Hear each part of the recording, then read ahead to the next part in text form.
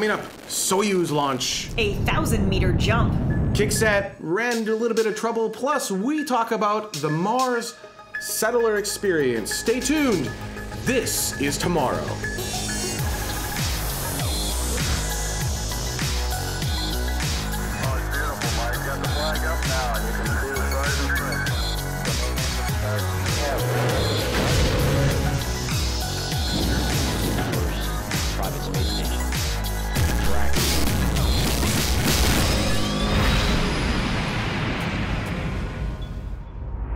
And welcome to Tomorrow, episode 7.14 for Saturday, May 10th, 2014. My name is Benny H, and with me as always is HB1, which stands for Honey Bunny Number 1. We'll be your hosts for this episode. We've got a great deal of space news coming up, and I'd like to thank the people who have sponsored the space news episode of tomorrow. These are the patrons of tomorrow. They've spent at least $10 on this specific episode. So they've said, you know what, these episodes are awesome. I'm going to give you at least $10 for this specific episode to make it go. And you can learn more about that at patreon.com/TMRO. And as a reminder, we are a crowd-funded show. So if you enjoy the show, and you get something of value out of the show, please consider giving value back to the show by sponsoring us. You don't have to sponsor us at that level. That's an insane, awesome level. But you know, every dollar helps. Right? It's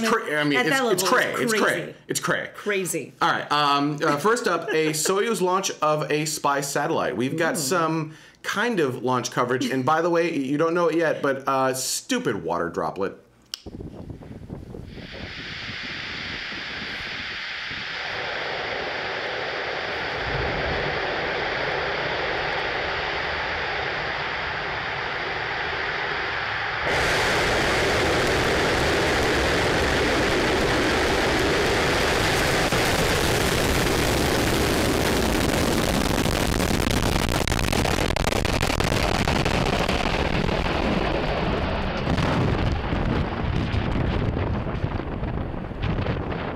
That's pretty much it. That's the only shot we could really find because it was a spy satellite. This launched Tuesday, May 6th at 13:49 Coordinated Universal Time. It's likely a Cobalt-class imaging satellite for the Russian military. That was a Soyuz 2.1A, and you can see some of the information on the sidebar about that particular rocket. It likely has an optical camera for high-resolution photos taken around the Earth. Now, the thing about the Cobalt-class satellites is we think, again, it's a classified satellite, so we don't have a lot of information on it, but we think it's like old school 60s era, take film of what you're looking at and drop the film canister back to Earth. I know. That's awesome. But you know what? Other than someone intercepting it, unhackable. Other than someone intercepting it, you can't hack the payload because you have to physically get the payload. How cool is that? So awesome. We don't know. It's classified, but I'm also really appreciate the simultaneous earthquake that happened right there. I like the. Was there really one? No, it's just the camera was doing this for a second. I like the. I like that particular launch photo because it's one of the few times you can see the actual raw power of a Soyuz rocket. Usually, really the cameras are far enough away where you don't really get to see it shake and just rattle. Yeah. But that was pretty cool. No, that was really cool. Speaking of Russia, no more Russian injunction function. That's just fun. It's fun to say. So last week's show, we talked about how there was an injunction against ULA from buying Russian engines, specifically the RD-180. That's the engine that they use on the Atlas V. A judge had said, this might not be legal, but Judge Susan G. Braden basically said, okay, here's the deal. We're not sure if this is legal. We need to go to the Treasury and State Departments and ask them. Right. Well, the Treasury and State Departments got back and said, no, it's fine. So on May 8th, 2014, the same judge, Judge Susan G. Braden, dissolved the injunction and said, no, you're fine. So now United Launch Lines can, in fact, once again buy from Russia for the RD-180 engines that they use on the Atlas V rocket. And good on that judge, being able to say, hey, hold on a second, we need a minute just to get all of our facts straight, got all the facts straight, and then said, no, that's totally a thing, it's okay, we're gonna. But it's not necessarily done, right? So the order stands unless, quote, unless and until the court receives the opinion from the Treasury, Commerce, and State Departments that the engine purchases do not contravene sanctions against Rogozin. I can't pronounce his name. Rogozin? Yeah, sure. And so, if at any time the U.S. government can go back at any time and say, actually, no, it looks like he is in fact benefiting from these purchases, and then the injunctions will be put back into place. Yep. So they have to. They don't have to continuously prove that the Russians aren't making the guy who's under sanctions, right? So basically, what it comes down to is the head guy of Roscosmos is in the sanctions list, and we're not allowed to give him money or do anything that will allow him to profit from us, essentially. He's in a timeout. He's in a timeout by the U.S. government. We're not supposed to talk to him right now. We're not supposed to talk to him right now. And so United Launch Alliance buys engines from essentially his company. And so as long as it's only his company that benefits and not him personally, we're okay. But as soon as he personally benefits from it, the government can go, whoa, whoa, whoa, not cool, guys, and prevent United Launch Alliance from buying it again.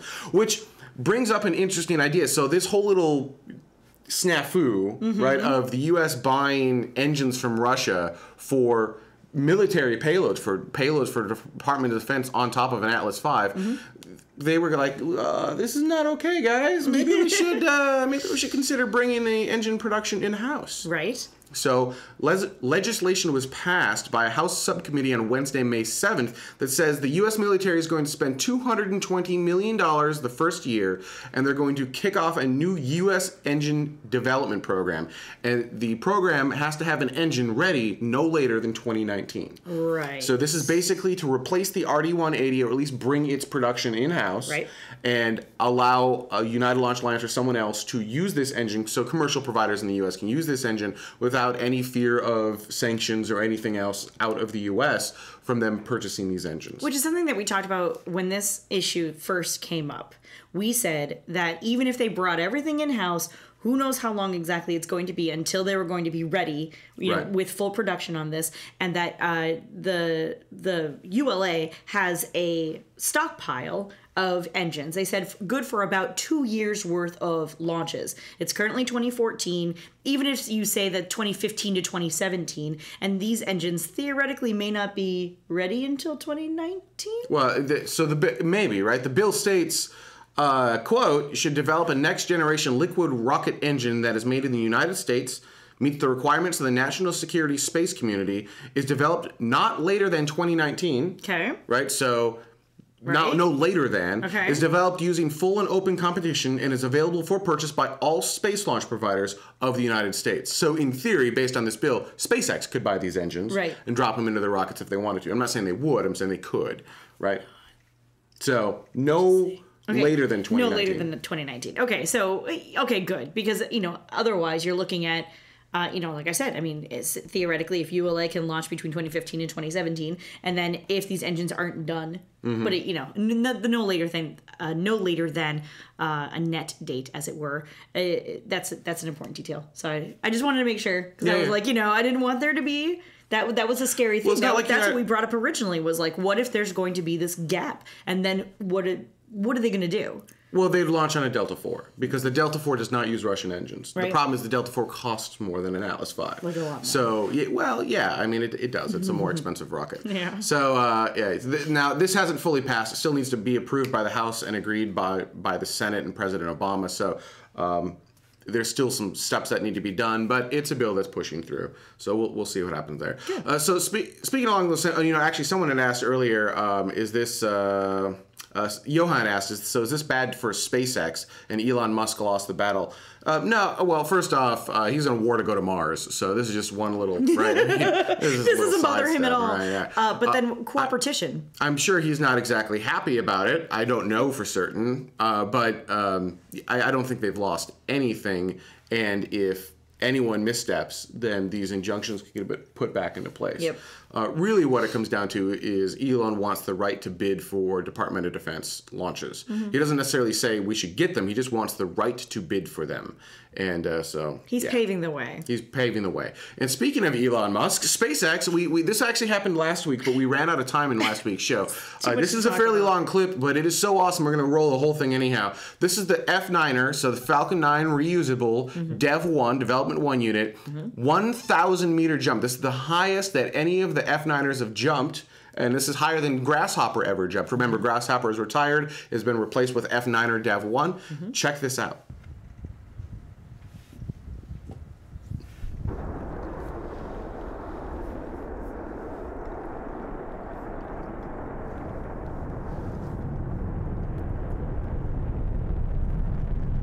love the cows. Moo. Moo. I wonder what they're thinking right now. They're probably thinking, moo! Moo! Get out of my way! Moo!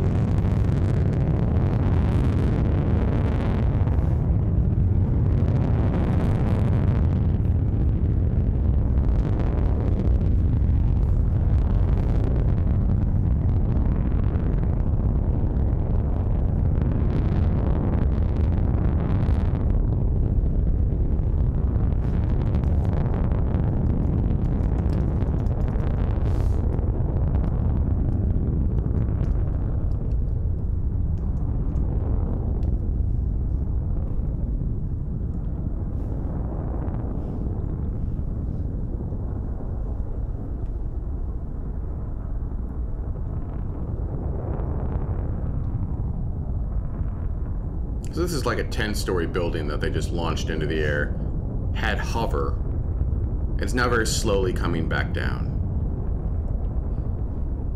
I know. I hear Tim in the room going, oh my, this is amazing, this is awesome. It is. It really is. 0.621 miles.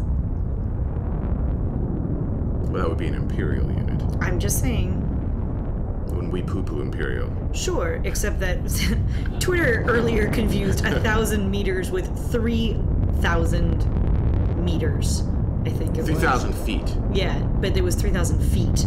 So there was a lot of confusion around that, so I figured I'd throw it out. You're welcome. It just keeps going, right? I told you there's a long clip. This is how long this rocket was in the, and bonk. Now, combine this. So this is what you combine this with the landing of CRS-3's first stage in the ocean, where they were able to, all the way up in space, they were supersonic, faster than the speed of sound. They had a stage just like that, right? Same design stage, same landing legs.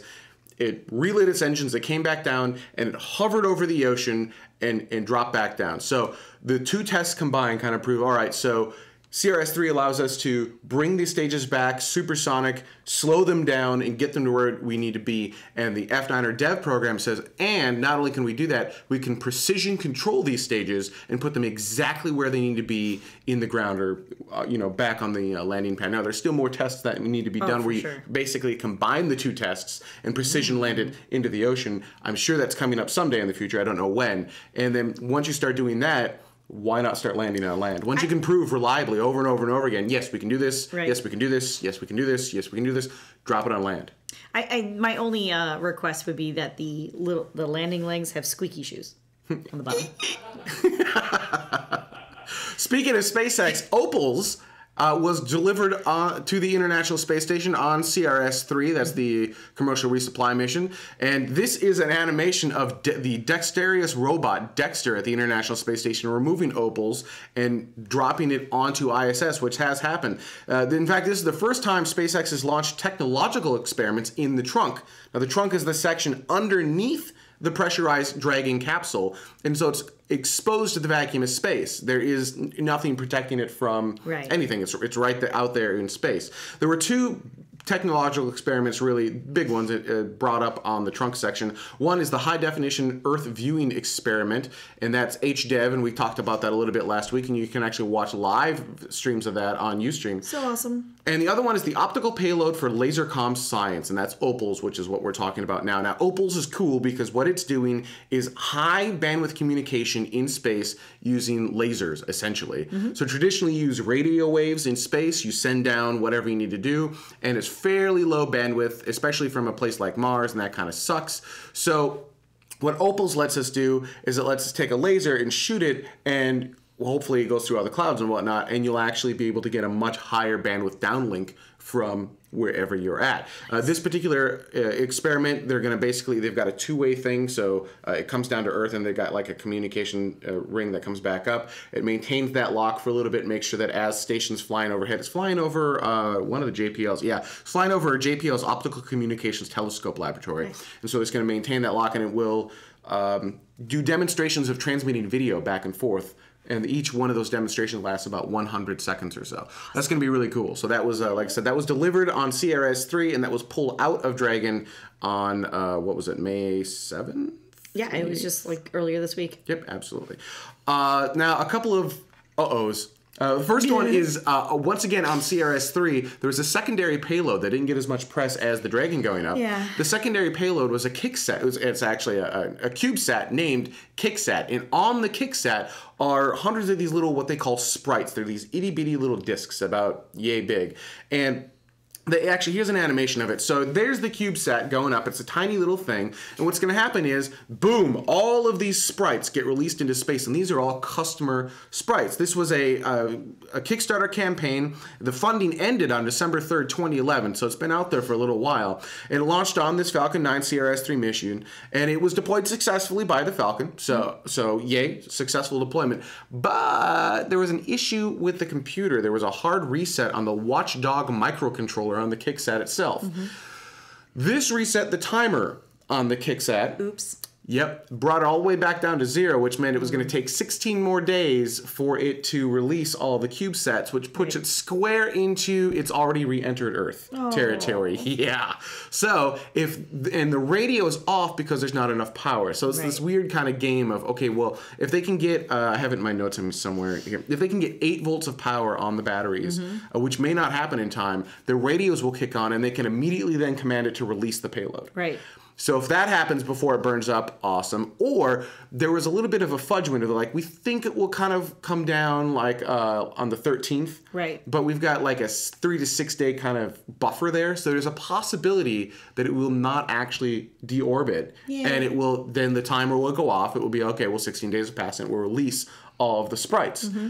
Or there's the last possibility of it will deorbit before the sprites are released and plummet back down to Earth. And yeah, that would be sad. But, you know, it's still a cool experiment. And, you know, space is hard. And they did have backup systems, so they did have the ability to radio control it. It just needs a lot of power. And the thing with CubeSats is they need to be small, so you can't have quadruple redundant systems on it. Right. And even if it doesn't successfully do it, I think it was a really good experiment. And I think it'd be cool for them to do it again. Yeah. Because it's citizen science. And I do think that's kind of cool. Yeah. And just in case you think that, oh, well, these silly guys don't know how hard space is, the International Space Station has a partial power loss as well. This happened on May 8th. So this is actually a really great view of just the station and us blinking back and forth really quickly of just the station. So there are the solar arrays, right? And there are 8 of those. And there are 1, 2, 3, 4, 5, 6, 7, 8. There are 16 of those. There are 8 sections of those. 5, 6, 7, sorry. There's 8 sections of those. Yes. And on May 8th, there was a partial loss on one of the channels. And what they think, it does, by the way, poses no risk to the crew. It lost one power channel due to a suspected short in an external power generation component. It's known as the sequential shunt unit. And basically, so it has 8 wings, that's what I meant to say.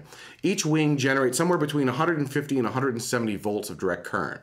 That's a pretty large swing, and so we've got these sequential shunt units that regulate that power between 150 and 170 at a very stable 160. Right. And one of those we think we lost one of those, and that caused actually a breaker on the system to break, to blow, whatever it is. Right. And so we did lose some power to the International Space Station. Now, not a huge deal. It's kind of a pain in the butt, though, because what happens is on things like a Soyuz mission that goes up, they have to safe the solar panels because you don't want to have the thrusters thrusting against the panels. Right. And so they don't get as much power generation as normal. So they're getting a little bit less power. And we're at a high beta angle cutoff right now. So in addition to the Soyuz coming up in a couple days, we're at that high beta angle cutoff where they're going to get even less power because there's not as much of the sun hitting the panels. So not a huge deal. I'm sure we'll figure out what needs to be done to fix it. But you just go down to the basement, flip the breaker. You just go. You open up the panel, flip the breaker. You go stupid kids. You want to take this last story? Yeah. So Mars 1, which is a story we've been trying to follow at least since the beginning, has narrowed its pool down to 705. I was going to say participants, but that's not quite the applicants, I suppose, is more the word. Sure. For those of you who are unfamiliar, Mars 1 is trying to get humans to Mars, of course, but they're doing it in a slightly different way than, say, SpaceX or China is trying to do. They're doing it in privatized manner, and they also want to broadcast the entire process. So applicants, when you applied, besides putting in your $30, you also put in a video. And so they have archived all of these, of course. You could see people's videos, this, that, and the other. And then they started systematically coming down from, I think it was, they'd announced the selection of, 1,058 candidates from the original pool of over 200,000 applicants. That was down from in December 2013. And then they just recently came down to 705 people.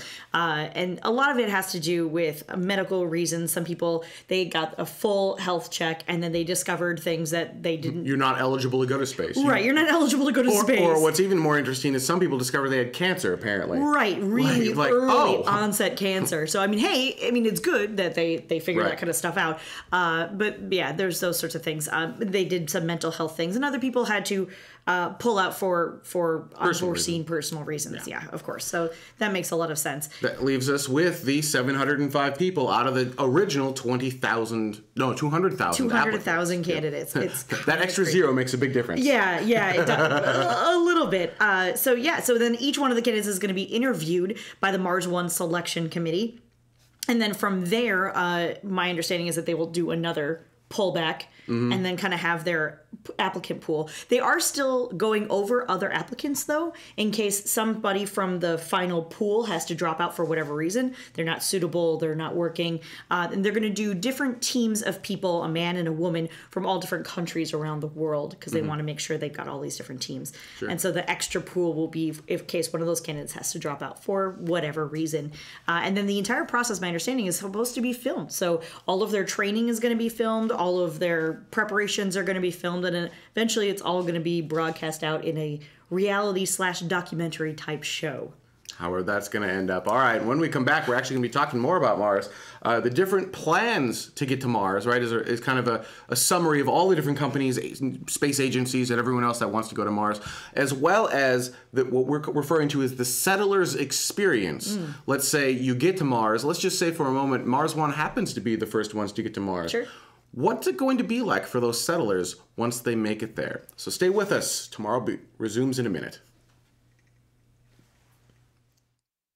Look into her face, determination in her eyes. She won't give up or quit or fall for little fashion lies. Filled with some expectation, this girl's a fascination. And nothing in her way will keep her from her destination. 'Cause she's fire walking, she's fire walking. When it's hot, she keeps on moving, the heat keeps on improving. Yeah, she's fire walking, she's fire walking to be free. And welcome back to Tomorrow. I wanted to thank all the patrons of Tomorrow who helped make this segment of this episode go. These are the producers of Tomorrow, even though it still says Spacevidcast, we don't have the full logo done quite yet. This is anyone who spent $5 or more on this specific episode. And once again, you can go to patreon.com/TMRO if you enjoyed this show and would like to help contribute. All right, so let's talk about the different plans to Mars. And if you look at your show notes, actually, I have this in what I believe to be the order of likeliness of success, like first. So this is like who will likely get to Mars first, because I do believe humanity will make it to Mars before we're wiped off the planet. Hopefully it will happen in our lifetime.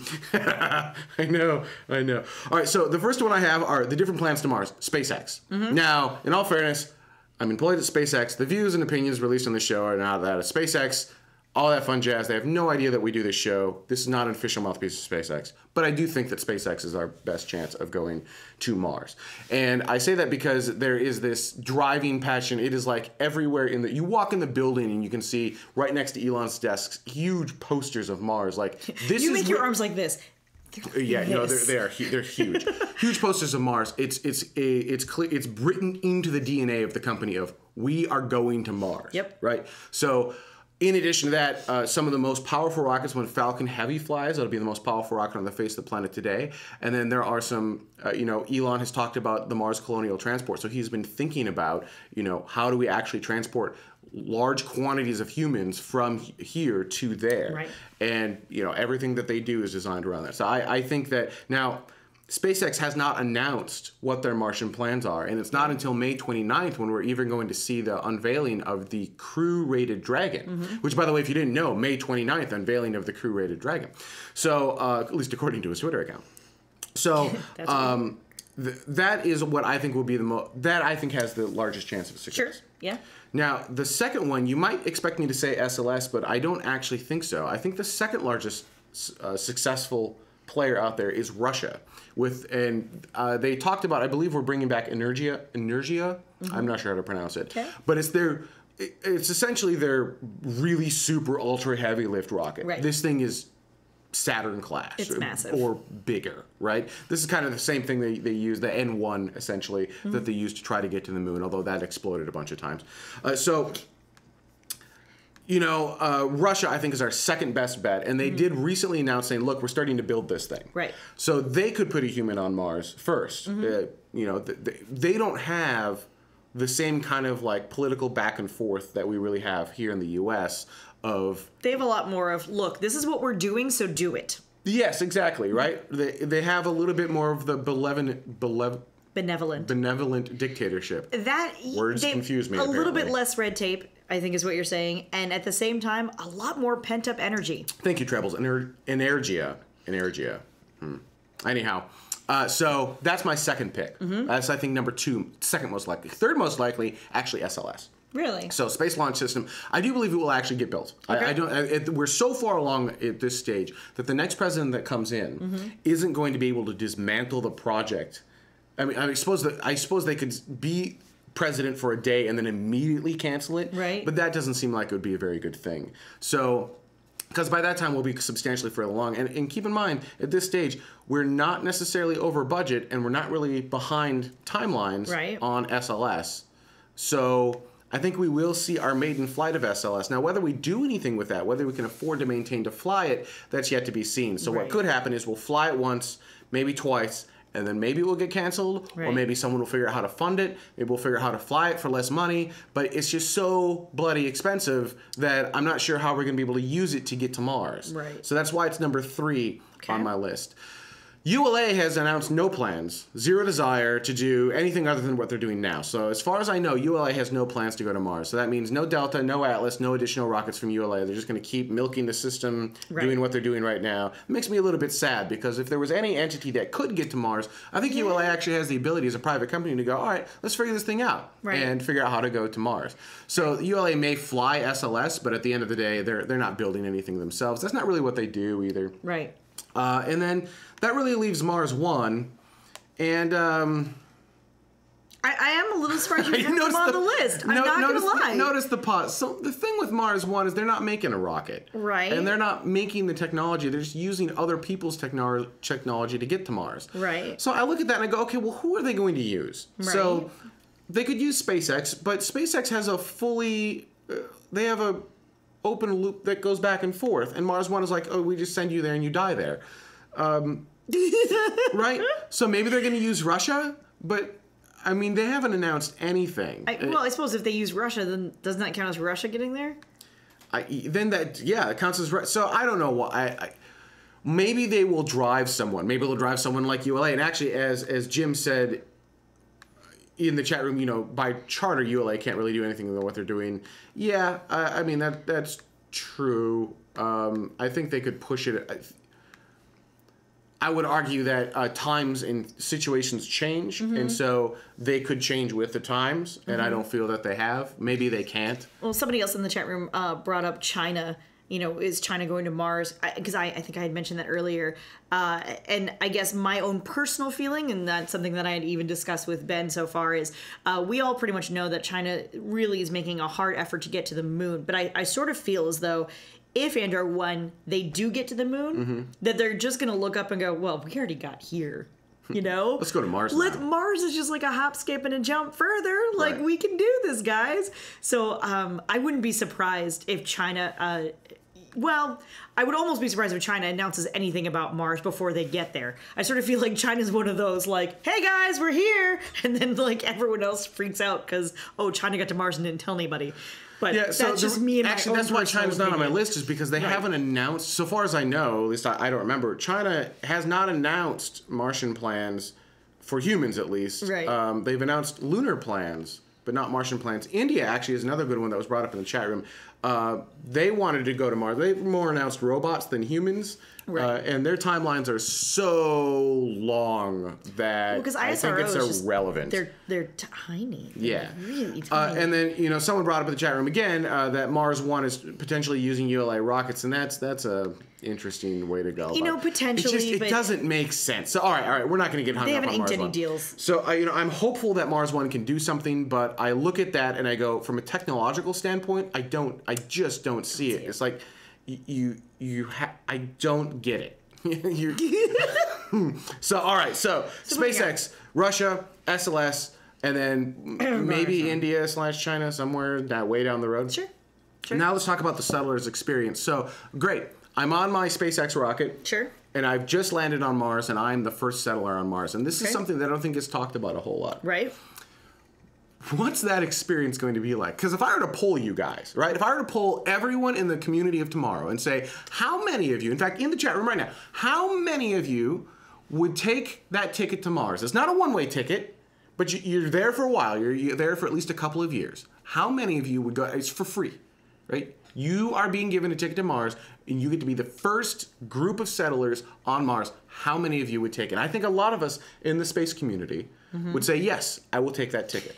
There's a lot to weigh in on that one, right? Because even if it is a two-way ticket, you can't guarantee it to be a two-way ticket. Yeah, look at it. Me, yes. Likely, Right. yes. Me, not me. Dave would know. So you're all And right. if you do I go- will. Me.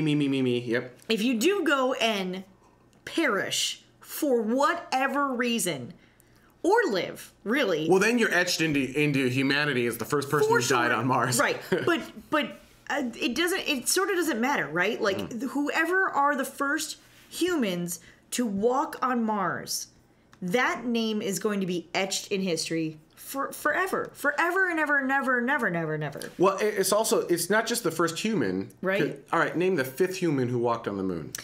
Sure. Right. So it's not just the first human who walks on Mars. I think it's the first settlers will have kind of a big impact on that. But here's what I'd like to point out. When you go to Mars, here are some things you will be missing. Plumbing. Right. You'll have the plumbing on your spacecraft, but we all know how well that works based on how many times we have to replace the potty on the International Space Station. Diapers. No indoor plumbing, right? Yep. Electricity. Once again, you'll have whatever your spacecraft brought with you, which is tiny. Not a whole lot. Might have a little bit. Now, you can bring some more stuff with you to help get you more electricity. You know what I do have, though? Solar panels. Well, yeah, you can roll out, actually, I think it's part of Mars, where you can roll out solar panels and get some more electricity generation, but you are further away from the sun. So it's going to take a lot more to get a lot more power. Okay. You have no internet. I mean, it doesn't seem like a big deal, but you're watching this show on the internet right now. You are chatting with us live if you're watching live on the internet right now. You'll have no internet. There are protocols that allow the internet to go to Mars, right? None of which are in place today. Okay. And I do not believe they will be in place and ready to go by the time humans reach Mars. That's what SpaceX needs to do first, then.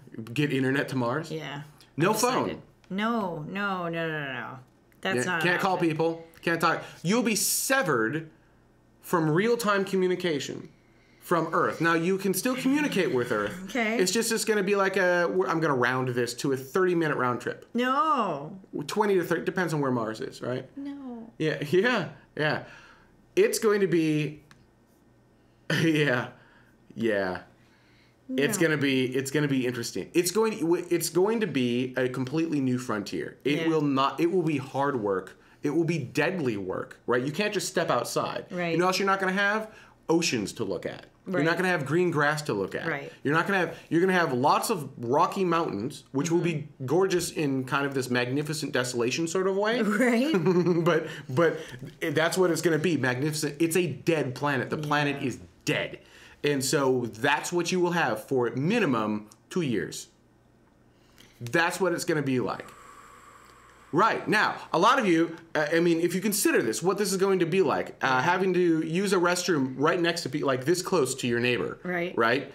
That may be what it's going to be like, exactly. And then, actually, it could be that you're eating and I'm pooing. Oh. Well, so it's going to be like in the spacecraft, most likely. No. Well. Yes. Go on. The concept that all of your water will be recycled. All of your water will be recycled. Right. And that will be going in and back out of you, around and around in a loop, in an endless loop. Things like that. Now, considering that, and I have a feeling that the community of tomorrow may not have changed the answer of anyone, nor am I trying to change your answer. No. But I'm trying to get the conversation of what is it going to actually be for these settlers. The settlers of tomorrow, of Mars. Right. What's it? I'm enjoying the name change so much. Well, what is it going to be like for them? It will be hard work. And I wonder if the Mars One applicants know this or realize this. Right. This is nothing like they've experienced before. Right. And you can go to the Antarctic. The thing with the Antarctic is you get sick, you can be helivacked out of there. Yeah. I mean, it's hard, but you can do it. You can leave. You cannot leave Mars. If you get sick, you die there. Right. I mean, fatally sick, right? Right. So yeah, David R., no bright sunny days. If you enjoy going out and just walking outside and having the sun beat down on your face, that is not going to be a thing that happens. Bikini days, they're gone. I'm okay with that. I look fantastic in a bikini though. Just want to throw that out there. Yeah. Yeah. Yeah. Note that I didn't say yes, by the way. Well, and this is something that I think about because I wonder, would I want to be one of the first settlers on Mars? I would definitely want to visit Mars, but I'm not sure I'd be able to last the full 2 years because I'm a whiny little whinersons. So yeah, as I'm like Dave Maston's probably sitting there going, "Yep, no, he would die on Mars." So, and there's a certain mentality and a certain personality that would thrive on Mars, right? Like Dave Maston, right? I mean, I think that he would actually do exceptionally well there. Yes, there you go. Things to think about. So I pose this question to all of the community of tomorrow. One, who do you think is going to be the first entity to go to Mars? And the way that Mars One is the answer over SpaceX is if it's Mars One applicants that paid for it, right, and it's Mars One people that get put on the planet by a SpaceX rocket, then it's Mars One. Okay. Now, if Mars One only has like one applicant and SpaceX has like 10, and that's what gets put on Mars first, then the answer is SpaceX. Okay. Does that make sense? So, because Mars One's the odd duck out. Or is it going to be Russia? Is it going to be India? Is it going to be China? Is it going to be the U.S.? Or is it going to be is it going to be Dave Maston, right? I mean, is it going to be something with the United Launch Alliance? We'll call that even Boeing or Lockheed. Right? Who do you think, in your opinion, is going to be the first one to put humans, not robots, but humans on Mars? And when? A decade? 2 decades? A year? 2 years? Never? So, second part of the question, considering all the stuff that you will have to do, would you be willing to be the first group that goes to Mars? Would you be willing to be some of those settlers on Mars? Would you be willing to take that you get you can return, ignore the Mars One plan for a moment, you can return, you can come back to Earth after 2 years, but would you be willing to spend those 2 years on Mars and be some of the first people there, knowing that there's absolutely no infrastructure there? The only infrastructure that is there is what you bring with you. So think that through. All right, we're going to take a quick break, and when we come back, comments from last week's show. Stay with us. Tomorrow we'll be right back. 1, 0. Liftoff. The fleet of space shuttles were doing amazing things in space. We've got all your space geekery right here. And welcome back to Tomorrow. Before we get into the comments from last week's show, I did want to give a huge thank you to all the patrons of Tomorrow. Now, this is anyone who's contributed $1 or more. That's right. You only have to contribute $1 to make a huge difference on the show. $1, we'll call that 4 times per month because we'll have up to 4 shows per month. That's $4 per month, around the same as a large mocha at Starbucks or so. right? That's just give up one mocha per month, not even per week, per month, and you can help keep a space show on the air. So thank you to all of the patrons of Tomorrow who've contributed $1 or more to bring this episode to you. You can get more information at patreon.com/TMRO. All right, let's go ahead and get started with some comments from last week's show. The first one is from Chris Howlett. I almost said Hewitt. Chris Howlett. Almost. Says, I remember back in 2010, Virgin Galactic were saying that they would be flying by the end of the year. And they've been saying that every year since. I don't think he has a graphic for that one. That's all right. Totally okay. That's fine. So that was the entire thing. And yeah, I guess the comment that goes with that is, yeah, now they're 6 months out. About 6 months out. About 6 they're months out. pretty much about 6 months out. You know, and actually I recently saw an interview with Sir Richard Branson talking about, you know, once we get the tourist thing done, we can actually turn this into an airline that can possibly get you from the New York to Tokyo in about an hour. In under an hour, right? So well, you still got to include boarding time. Well, do you? I'm not sure. I'm not sure what's actually counted in that time. So that would actually be a really great application for this particular technology. I think is a rocket plane to anywhere on the planet and getting anywhere you want, going from 12 noon to 12 midnight in 1 hour. That'd essentially. Be amazing. That'd be pretty cool. Way faster than Concorde. Yeah. All right, next up, Bill. Bill Housley, right? Given that a lot of folks here in the U.S. already chaff at the fact that we pay Russia to launch our astronauts, and Canada's and Japan's, and given the rising spirit of competition in that businesses here, if Russia wants any more money from NASA in future years or anything, then snarky comments from mouthy government officials about trampolines, not helpful. Could be true. I'm not sure that we're in a verbal war right now. As long as it stays a verbal war and doesn't escalate into anything else, that's fine. Yeah, but words do hurt. I know. Yeah, that's true. Sticks and stones and all that other fun stuff, but words can hurt, and it can speak to intention, and it can speak to what's the other word I want? Sort of. Well, I mean, intention is good, I suppose. You make one sort of snarky comment, fine. You make one sort of jest, okay. But sincerely, that was like a threat. That was practically a threat of, oh yeah, well, if you want us to do anything, that's cute. You might have to be using trampolines. In all soon. fairness, Elon poked the bear. Sure, Elon did, but why take it out on the whole other government? Because then? to them, it's no different, right? It's totally different. All right. So, I mean, yeah. Just saying. Now, interesting comment, which is why we brought it up. But yeah, we'll see. All right. From Bernhard? Yeah. Bernhard Pickler? Oh, see? Why I always give it... It's the hard names. Anyway. I did that on purpose. Yeah, I know. Anyway, we will see SpaceX landing a first stage rocket soon, but imagine how awesome it will look when they launch the Falcon Heavy and the 2 first stage rockets landing simultaneously. Like magic. Totally agree. I think so. There was something magical and beautiful about the space shuttle that rockets just aren't the same, right? When you watch a space shuttle, it was just you even if you put humans on a Soyuz, not the same, not the same as a space shuttle.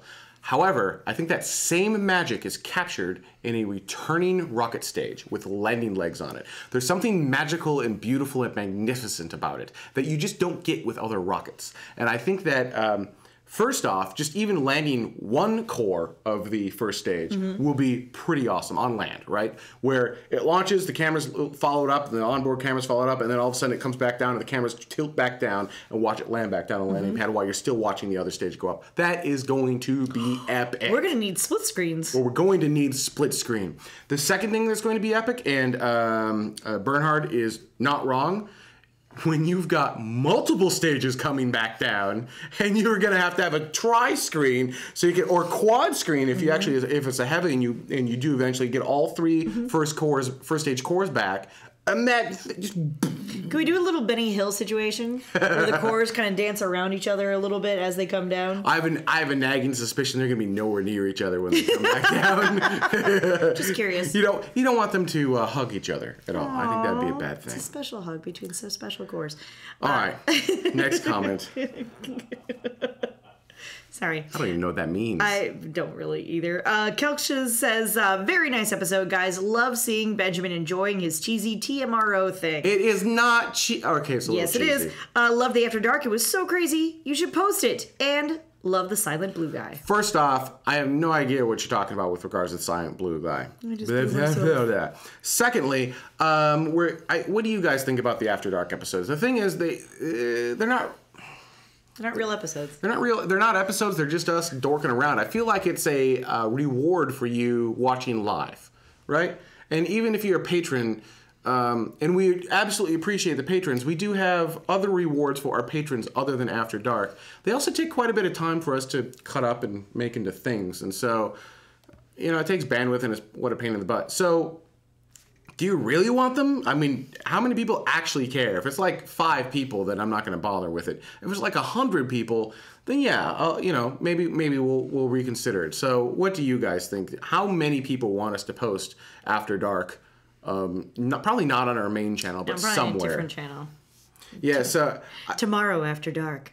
Yeah. So and even in the chat room right now, they're saying it should stay alive, don't post it. Right. I mean.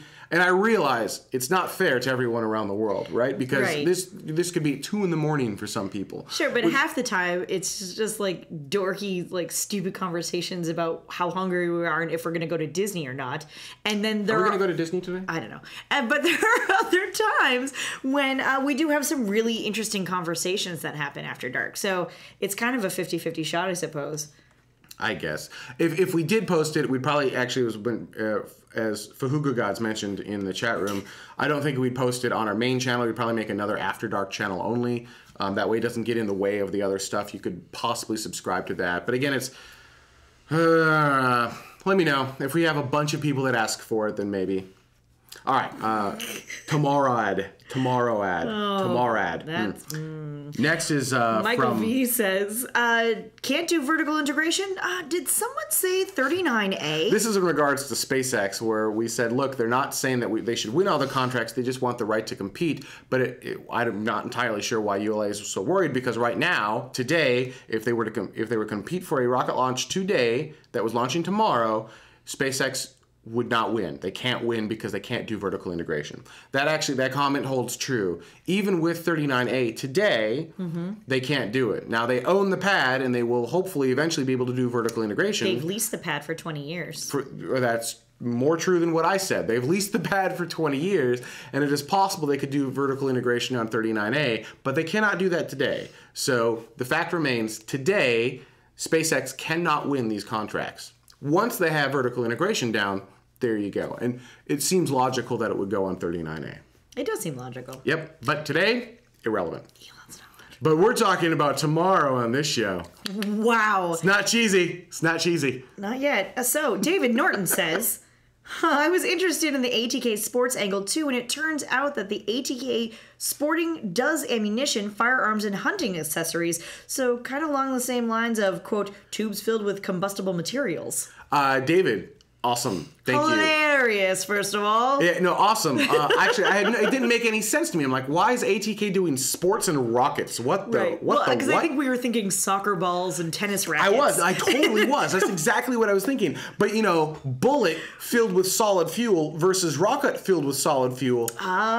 I didn't know. I see what you did there. I see how that works. So I figured I'd leave that in there for thank you for that, because all the community of tomorrow now understands why ATK did sporting goods as well. That now makes Originally it blew my mind. I had no idea why they did sporting goods. I'm like, totally random. What a weird combination. Hey, by the way, you know what else SpaceX does? Keychains. Huge keychain. It's like ATK. We make solid fuel. We're taxidermy. Cheese. Sounds like they're based in Wisconsin instead of Utah. Okay. Cheese and taxidermy, Wisconsin. Marius says, goodness, it's strange that you forgot to talk about Bigelow. I'd say expandable space modules is one of the most interesting things to look forward to, and they may well become the first company to launch a commercial space station, if it all goes well. They also have a planned 2015 launch of the Beam module to the ISS. Totally correct. I cannot believe either. I'm 100% on the same page. I cannot believe I forgot to mention Bigelow. Right. This is why we forgot to mention Bigelow. Because Bigelow, ironically, a lot like China, doesn't say much of anything until they're like, oh, by the way, we totes have modules in space. What? Kinda. No, I mean, they talk about it, and we know. They kind of don't, though. No. They're not as big into me. I feel like I know more about what Orbital Sciences is doing than what Bigelow is doing. No, I mean, they've got the BA, 335 module that they're waiting to fly into space. They've got these huge modules. They're waiting on someone who can carry this stuff up to Sure, space. they're doing stuff. I don't mean that. I mean, they're not as secretive as Blue Origin, but I really don't feel like Bigelow is as loud about it. It's because they can't. They have this stuff that no one can bring to space. Right, so that I think is part of the issue with Bigelow's. They're not being quiet, they're not being secretive. It's that they're being patient. They're being patient. That's exactly what it is. They're like, come on, guys, we figured this out. Anyone? Bueller. So SLS may help them. Sure. Falcon Heavy, I'm not sure if I think BA 335 will fly in a Falcon. Chat room, we determined this once before, and you all told me what the answer was, and I have since forgotten. But BA 335, that will fly in a Heavy, right? BA 330, I'm sorry. It's too big to launch on any current flying rocket, but it should fly in Heavy, BA 330. Yeah, so regardless, Bigelow is years ahead of anyone else, and I'm excited for the day when we've got a private space station brought up by a private space company with private astronauts, and you can go up and visit yourself and orbit the Earth. I think that will be awesome. In fact, speaking of the HDEV experiment, I happen to have running just all the time. Tim, would you mind bringing up, it's labeled Skype in your system? This is a live view from outer space on the HDEV. This is what it would look like out the window of your BA 330 HAB module as you're orbiting Earth. P.S. Totally a brilliant reason to have an extra monitor at any display you have. At any computer desk, anywhere where you sit, you have a computer in front of you. I don't care if it's a laptop. Get another screen, another laptop, another something. Put this on your TV when you're just, dorking around on your laptop in your living room. Amazing just to simply have and look out every once in a while and see this. Yes. So this is available. We actually showed it last week, but it was only a gray screen because the experiment goes down often. Now, things to remember, there are 45 minutes or so of the dark side of Earth, at which point this screen will be black. And there are 45 minutes of the light side of Earth, at which point you will see this. Super Source, totally do that. If Really? You can. It's amazing. It's amazing. Ugh, it's cheesy. It's whatever. No, this is way cooler than that. So, 45 minutes by 45 minutes. Oh, it's so cool. I love it. I gotta turn this way. I love it. I'm gonna speak to the Earth now. Okay. No, all right. So 45 by 45, and then you're gonna get this gray screen in between. But it is a gorgeous view. It's available on Ustream.tv, and if you, we'll add the link to it in our show notes. It's also available on our Reddit page. If you are on Reddit and you've been following along, this is kind of our version of forums, right? So a bunch of the community of tomorrow have been begging for forums for the last 6 years or 7 seasons, and this was like, all right, let's try this as an experiment and see how far we can go. So if you want for realsies forums, we at the very least should be able to fill up our Reddit subreddit at reddit.com/r/TMRO. Feel free to post stories about anything related, right? Long-range communication stuff, future of humanity kind of stuff, like are we going to live forever? Habitat stuff, rocket stuff, anything that impacts the future of humanity can go in there. You can ask questions, you can post links, whatever you want to do, and it's starting to blossom a little bit. We're starting to get a little bit going on over there. So once again, reddit.com/r/TMRO. I'd like to thank everyone so much for watching this week. It's been a blast. It's been a lot of fun. If you're watching live, stay with us. After Dark is up next. Otherwise, there will be no show next week. I will be at the International Space Development Conference right here in Los Angeles on a panel talking about media in space, I believe. And that show happens to begin, or that panel happens to begin right at 2 p.m., right when this show would normally be. The week after that, once again, no show. However, for our patrons, we will have one more of those patron talks this month. So we'll send out information. We'll do a Google Hangout. So if you'd like to be part of this Google Hangout, this kind of exclusive one-on-one, I think all the patrons who joined last time had a lot of fun. You get to see the archived version of it. Well, you can ask any question you want. It's way 2-time dual view interactive. It's pretty awesome. So become a patron to participate in that. That will happen 2 weeks from now. And then 3 weeks from now, possibly no show again. So we're not sure at this point. We're not sure at this point. So lots of weird kind of gaps in this show. We're going to try to bring you stuff as we can. There's also a possibility of maybe me doing shows solo, because I know you guys don't like it when we're off the air for long periods of time. If you are a patron and you're worried, oh, I don't want to pay for something that's not happening, the cool thing about Patreon is that you only pay when we release an episode. Right. If we do not release an episode, you do not pay. Yep. So on that note, I'd like to thank everyone so much for joining us. Stay with us. After Dark is up next, and we'll see you someday in the future.